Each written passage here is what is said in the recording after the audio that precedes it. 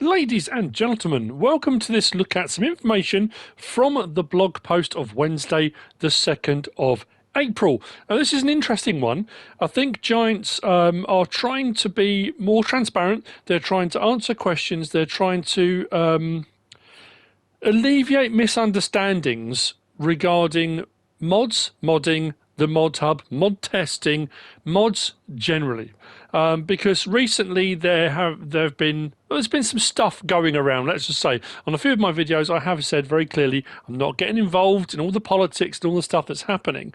What was interesting was Giants immediately responded to the feedback they were getting. They reached out to everyone on the Giants partner program, so all the guys that are content creators, that are modders, that are map makers, they're all part of the partner program, and they said, look, we're thinking about doing a blog to put out there to the general public, to answer questions, to help people understand how the process works, how the system works, and what it's all about.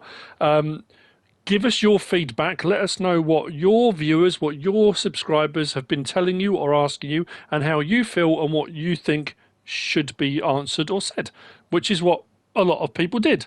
And the Giants have now formulated this blog around all of that information they received in. Are they going to answer all of the questions? No. Are they going to answer all of your questions? Probably not. Are they trying? Yes, they are. And I think that's a big part of it. Now, are there some of the answers to these questions that are in here carefully worded? I think so in some cases. I think there have been some incidents of things that have happened. It does kind of briefly talk about that, and it will make more sense if we go around. I'm going to read from the blog post. I might put my own bits of information and add my two penneth every now and again, which is what I do, generally speaking. So when I'm reading and I'm saying we, I'm talking, this is Giants, their blog post, we as Giants, not me personally. And I don't work for Giants. When I say we, this is not me saying it, this is Giants saying it. Just to clear that up, because there's still this constant thing of all the content creators that are going to do content around this, we're all owned and run and controlled by Giants, so we are following the party line. That's not the case at all. I'm just going to read out what they have said. So it starts off, recently there have been some discussions around recent mod testing times among our friends in the modding scene and the general community. We listened to the feedback as always and wanted to provide you some insights. Well, this is a curious one. Since many of our players do not use, let alone make any form of modifications, we also want to take this chance to provide some basic information on how Farming Simulator modding works, what the differences to other games are in that sense. Now, that's a curious one. I'm surprised that either their view or maybe they're aware of, most of their players don't use mods. I would have said it's the other way around. Most players do use mods, don't they? That being said, which seems like a strange comment, why do we support mods, Giants? So, while various, but sadly increasingly less gaming companies allow and support modifications to customise the experience yourself, for a variety of legitimate reasons, we believe in two things. A, letting players do even more with the game than we offer ourselves, and B, that our efforts are worth it. To actively, instead of just passively, support it are worth it for everyone. So those are two main reasons Giants support mods. The history of Farming Simulator and Giant software is rooted in modifications that have been not only allowed but encouraged from the start. Some of our most dedicated and long-time colleagues started exactly there, on the forums, in the modding scene, which is the reason why mods are and will always be an important part of Farming Simulator. There's been a lot of stuff going around over the last few weeks about the fact that's it for the Mod Hub, there'll be no more mods, modders are boycotting everything, Giants aren't going to support them, there'll be no more mods on console. That's not to say Giants won't change their minds, but the fact they're saying there that they have always been and will always be an important part of Farming Simulator, and they are. So that's why they support mods generally. Supporting modders, what is different in our approach? Most games that support mods have some form of official platform. Some are hosted by the developers themselves, some are handled through an external infrastructure like Steam Workshop. Others are uploaded to a variety of privately organised platforms. Most of them, whether they're official or not, only curate submitted mods, if at all. Automated processes will check for basic functionality of the mod itself, not for the functionality of its parts or the overall quality. We want to do more than just check for viruses and the ability to load the mod. That's why, and then there's a list. We created the official mod hub for safe functioning mods. You can get mods from other websites, you can get them all over the place. But if you want them to have been checked, verified, no viruses, no problem, well, I say, no problems in everyone. It comes on to that later on. But we have the mod hub. We not only curate, but hands-on test mods in our QA department. We support console mods if platforms restrictions allow it. Sony, Microsoft, rules and regulations, those kind of things. If it's allowed, they will support console mods. We offer support to our modders and create ways for them to contact us. We offer monetary rewards to ModHub modders. We reward success with physical awards, for the number of downloads, that kind of stuff. We allow modders to donate earnings and match the sum on our end. We provide official modding tutorials with every major release, which they do. We dedicate a significant portion of FarmCon to modding. Having been to a few now, they absolutely do. So if you're a modder, into your modding, want to know, and the dev guys all there, they're there to ask questions. They're very, very keen on that. We connect modding to our partner program with more benefits. We offer mods on our own and convert older content faster and for free. So stuff from previous versions, again, what they're saying is they've been doing a lot more now on FS25 where they are putting mods into the game rather than them being base game. I personally don't agree with that. I don't like that as a thing.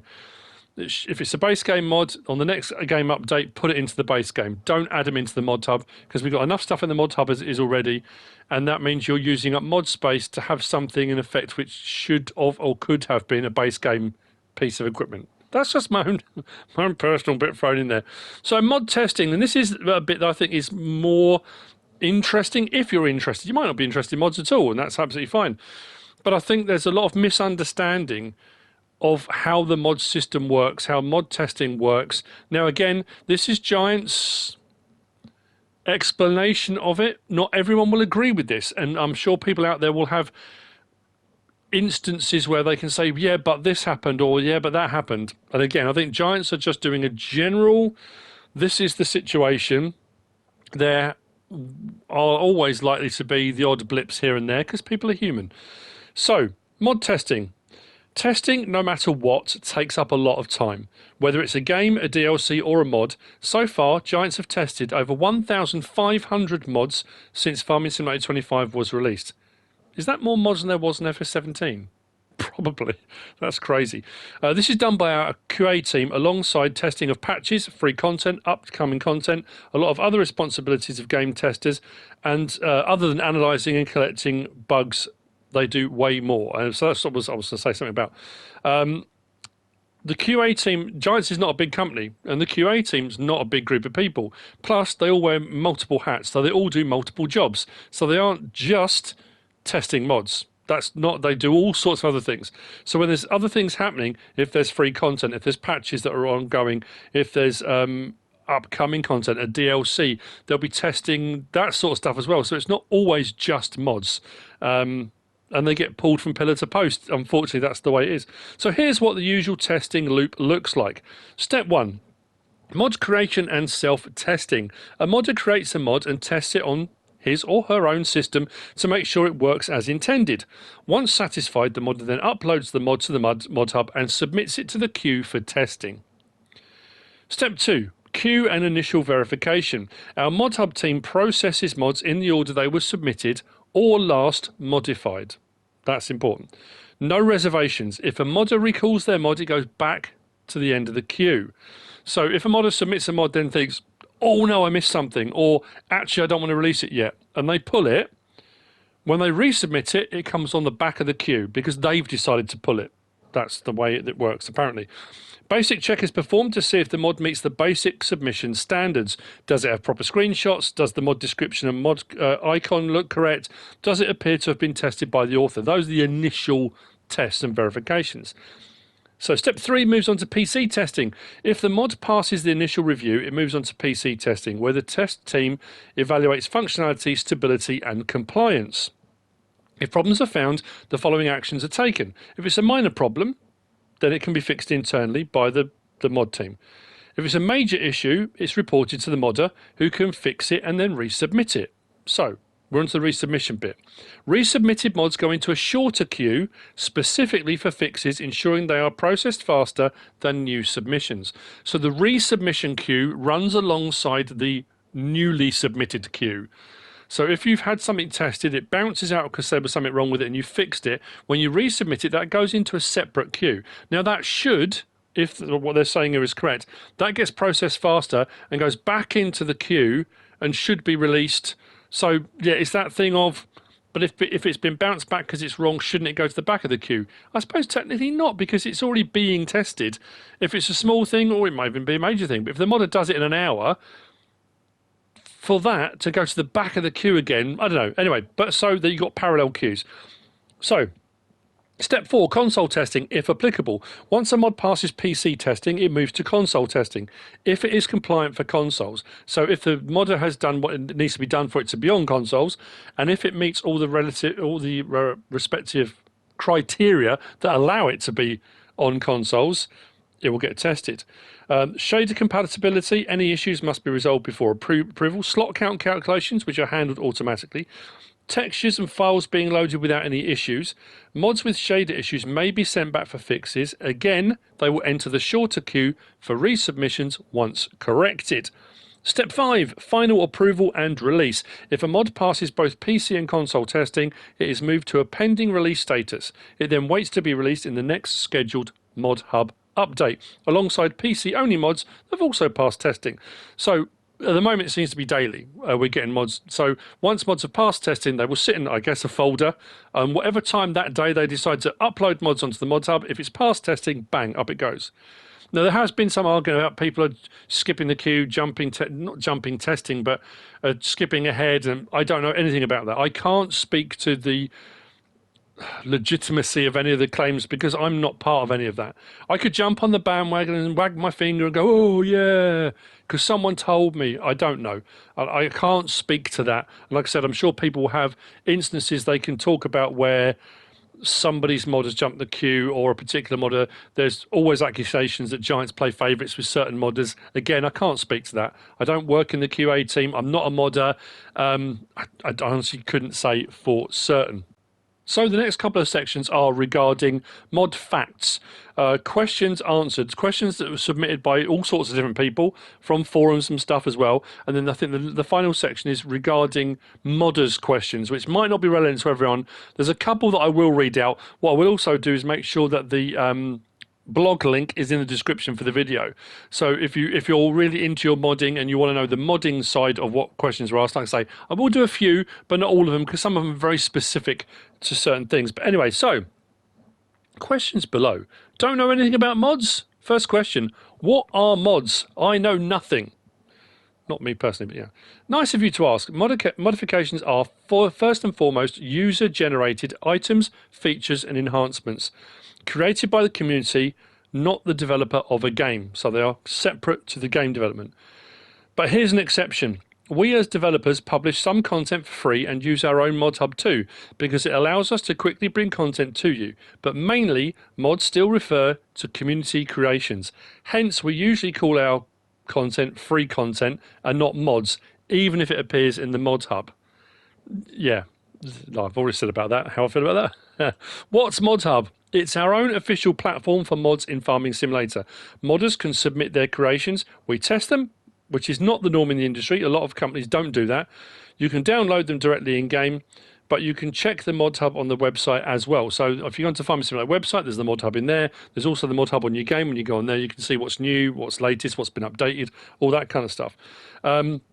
A lot of game companies that do support modding don't have a mod hub that's tested and is official.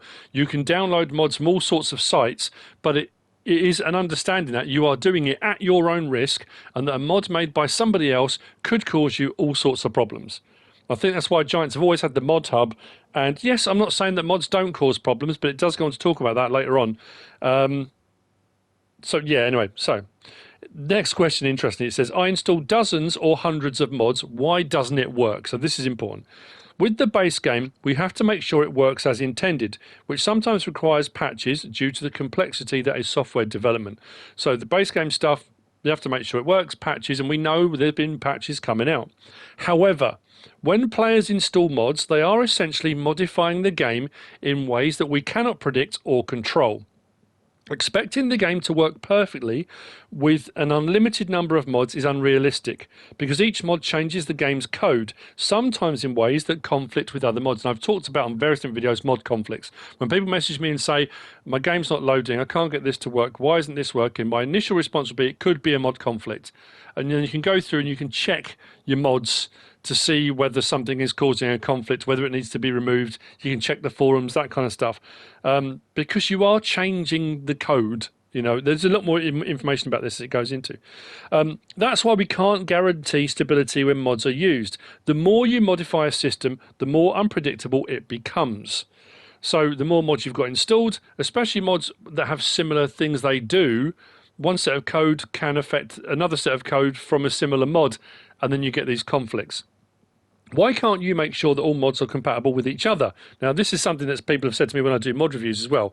Why can't you check, like, for example, if a palette mod comes out, why can't you check all of the things that would take that to see if they will take them? Realistically, the time involved to do that is insane. You can't do it. So that's what this goes on to say. This is simply not possible. It's too complex. Each mod is developed independently, meaning it's designed to work with the base game, but not necessarily with other mods. Some mods are, not all of them. Since different creators may alter similar game elements in their own ways, conflicts can arise when mods interact. There's no centralized testing or standardization across all mods.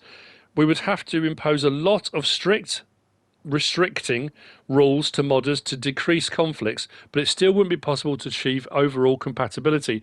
So they could really be restrictive, and the mods being submitted would have to fulfill a whole load more strict criteria, but that wouldn't necessarily still stop problems, because there's always that ghost in the machine. Like I said, when a mod gets released, the modder may have decided, I want it to do this. You release it to 1 million people. 1 million people might use that mod differently. And 500,000 people might use it differently to how the modder intended. And that's the same with game code. The game code may end up then doing something that was never intended to do because it's kind of blended in with something else. It becomes a problem. There is an example about this, and it's about a car and air conditioning and customizing your car, which I'm not going to read that out. I mean, you kind of get the understanding of what's going on. Okay, so this one, I suppose the same thing really. Can you give an example for a mod incompatibility? So it says, imagine one mod changes how the weather works by adding dynamic rain patterns, while another mod also tweaks the weather to make it more realistic, but in a slightly different way. Both mods are compatible with the base game, so when testing, do they work on the base game? Yes, they do. But when they're installed together, they might conflict each other because one alters the same weather settings as the other one, which is kind of what I was just saying. This can result in unexpected behaviour, like erratic weather patterns or game crashes, because there's no built-in guarantee these independently developed mods will work well alongside each other. This is a very simple example. The complexity of the issue grows much further, affecting many more things the more complicated the mod is. So mods that interact with multiple systems within the game can have a far-reaching effect, and then you get that knock-on thing of one thing gets altered, which changes something else, which alters something else, and then you down that rabbit hole of all sorts of problems. So it's something to be aware of. Why are some mods not available on consoles? Big question, always asked. All mods are automatically tested for console release, but there are guidelines by console manufacturers. Scripts are not allowed, and licenses have to be represented by the game brands. By the game. Brands not licensed for Farming Simulator are not able to be added on console through mods. So if somebody's used a mod or used an equipment or a company or a manufacturer they don't have a license for, that can't be used by Sony or Microsoft unless you've got the license. That's why Lizard is the thing, and people will change their things to Lizard. So even if you know it's a whatever it might be, it ends up being a Lizard blah blah blah, because they can't use the license for it. Especially if logos have been used and things like that, it can get a little bit, and they can get in trouble for it. Scripts are the things that's the coding that makes something operate or work. So there are certain scripts, unless they're added into the base game coding, we can't have third-party scripts on consoles, because again, Sony, Microsoft, people they don't want the console platform, they don't want PlayStation to look bad. If people said, oh, my PlayStation 5 is rubbish because it wouldn't allow me to do this, well, that's not the PlayStation's fault. It's the script potentially. And Sony and Microsoft don't want that to happen. So that's why that's a thing. But scripts from partners or DLCs do seem possible. So, we are responsible for the code included in such cases, as allowing mods on consoles was already a privilege which console manufacturers don't have to allow. But if you petition them, it was only through lengthy negotiations and agreements to respect the security of these consoles that we and other game companies are allowed to have mods at all.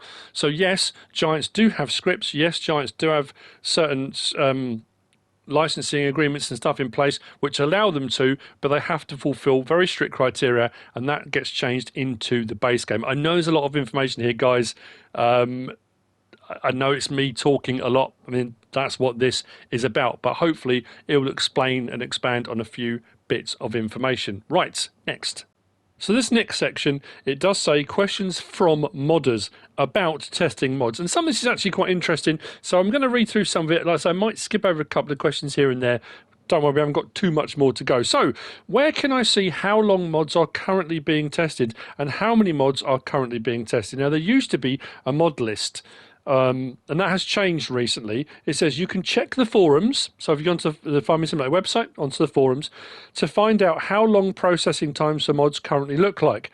This is variable and depends on a lot of factors. We update the estimate regularly. While newly submitted mods may take a few more business days to get tested, mod updates and resubmittals after failed tests are processed quicker to ensure a quick turnaround on feedback for modders. So again, that's something that's talked about earlier. Now, this one. Are there priorities in how and which mods are tested, and if yes, why? So it says yes, there are priorities. Bug fixes, especially post-patch, maps and resubmitted mods are usually prioritized over new mods and updates that are not crucial. So there are some priorities that are made here and there.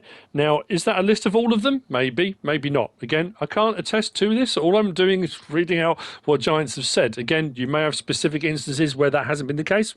So, why is there no detailed overview of every mod that has been submitted? It would slow down the process too much. We rather spend our time on processing more mods. We decided to communicate the position in the testing list as a progression indicator instead. While we understand the wish for even more details and transparency, we want to keep it simple. Why are some new submissions tested before older ones without explanation? So this is the kind of the biggie that a lot of people were curious about. It says they are generally not. But there are exceptions with a reason. In some cases, we are using some newer submissions to test automation workflows or specifically against upcoming updates to see if they would break. I can't attest to the truth and legitimacy of that because we know they are a perfect use case to test. Something in particular which might not be the case with other mods currently in the pipeline. So they are saying there are exceptions. Sometimes mods do jump the queue for other reasons, for testing things. Again, I don't know.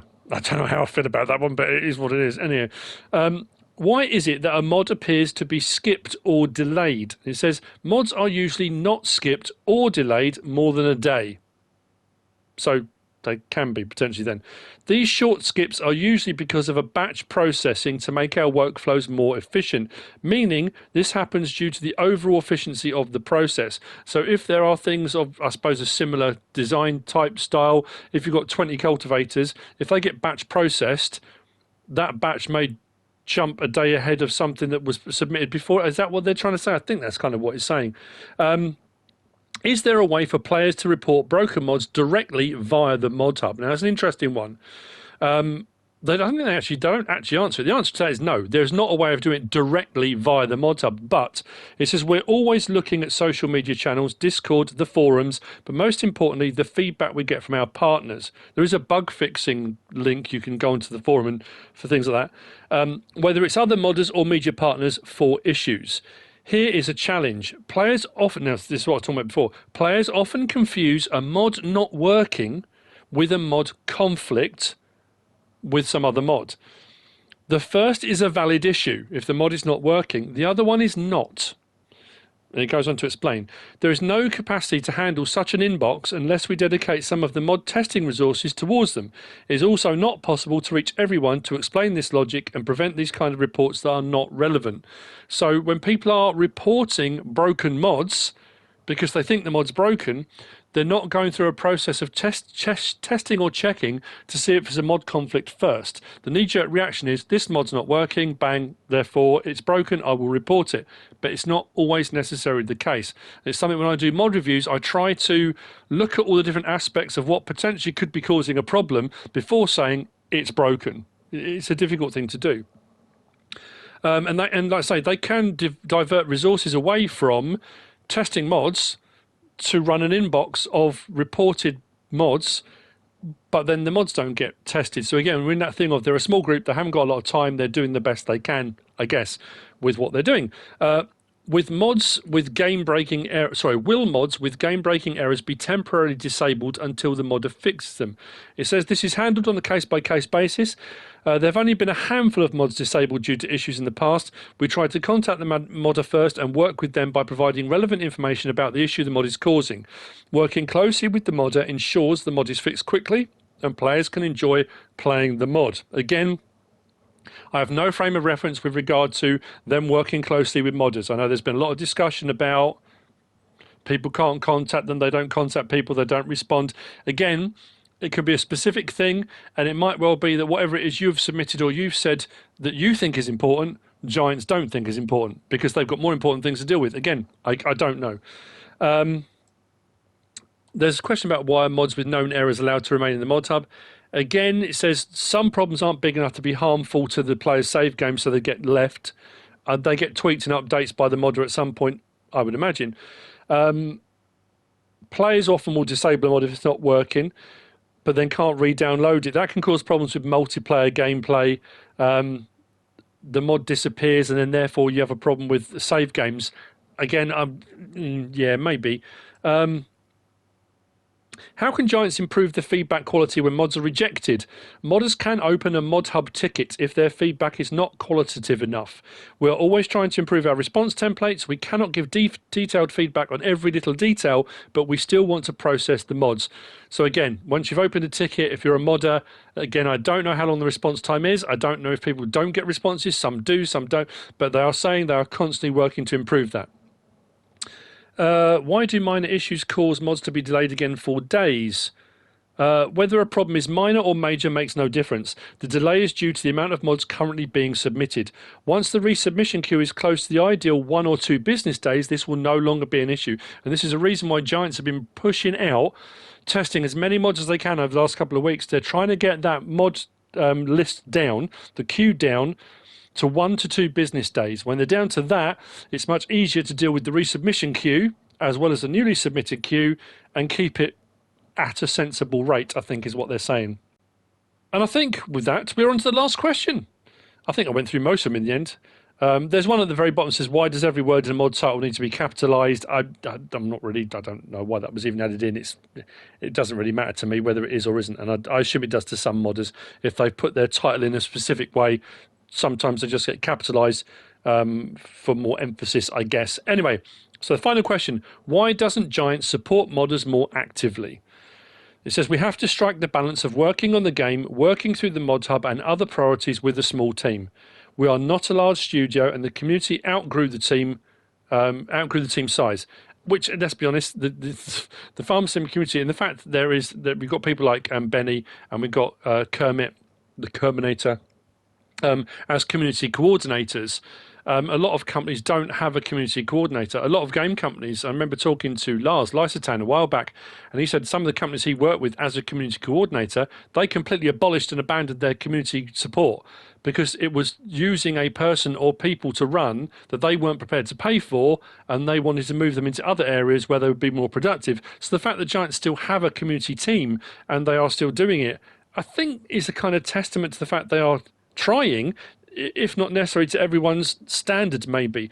Unlike the early days, we cannot give out support to everyone personally, and we have to be more broad with tutorials or communication. We cannot just scale up the overall team in the company, as this will have an impact on many levels that come with certain risks. In addition, we feel that we're still on the more proactive side of modding support when looking at the industry as a whole. We want to stay that way, but in a secure and efficient fashion. That does not mean that we're not trying to continuously improve our workflows and communication amidst changing circumstances. So, I mean, let's say how you may personally feel about that. They does go on to say a thing about start modding yourself with the Giants Developer Network. And there's a GDN, what I might do if I remember as well, I'll put a link to that as well. It says if you want to dive into modding yourself, you can. In the Giants Developer Network, there is basic information, documentation, and a variety of video tutorials. But I think this, like I say, it's not a knee-jerk reaction because they've taken a little bit of time over this to formulate it. They've reached out to the community. They've reached out to the Giants Partner Program Network. They've reached out to modders to get everyone's feedback and try and collate it. Have they answered your question specifically? Possibly, maybe not. Have they given a better understanding of how the system operates and works? I think so. Will this alleviate misunderstandings? Only if people watch the videos that we're putting out, I'm putting out, I'm sure other content creators will, or reading the blog. If you take the time to read it, it does alleviate some of that misunderstanding and miscommunication. Is it all 100% true? I think to the best of what they're, let's say, I can't, you know, I'm not getting involved in the politics of hearsay and things that people have told me and things they've heard and forum posts and blog posts and Facebook posts, because that just becomes a slanging match backwards and forwards. I think Giants are trying, and that is the main thing. They're trying to get across a point. They're trying to help people understand how a process works. And my advice would be, whatever you're going to do with regard to your mods and stuff, is think about mod conflicts first. You might get a mod conflict between a mod and a map. It might be something you've installed just doesn't work particularly well on that map. Try and upload the map without any mods on. Some people say my map's not loading at all. I can't get it to upload. Disable all your mods. Deselect them all. Try and load it up. See if it works. If it does, it's going to be a mod. The same with mod conflicts. Somebody gave me some brilliant advice and I will pass this on to you. So we'll finish on a top tip, from me, but via other people that pass this through to me. If you think you've got a mod conflict, disable half of your mods. The first half or the second half. Doesn't matter. Go down to about halfway and disable half of your mods. Then load your game up, try and use whatever it is. If it works no problem, you know the mod it was conflicting with was in the second half or the first half, whichever half you disabled. If it hasn't changed it, then it also tells you which half it's in. Then you just go, the half you find the problem in, you half that half, then you half that half, and you can keep halving until you get down to the problem mod. Because if you've got 200 mods installed and selected for whatever you're playing on, to try and find the one mod that might be causing a mod conflict can be almost impossible. So, yeah, do it in halves. You can then pretty much effectively locate a mod that might be causing a problem. I hope you found all of this useful and informative in some way, shape or form. If you have, please give us a like. If you don't subscribe yet, please do. If you want to leave a comment, feel free. And if you want to share this video, then please be my guest. Whatever you should choose to do, thanks for watching.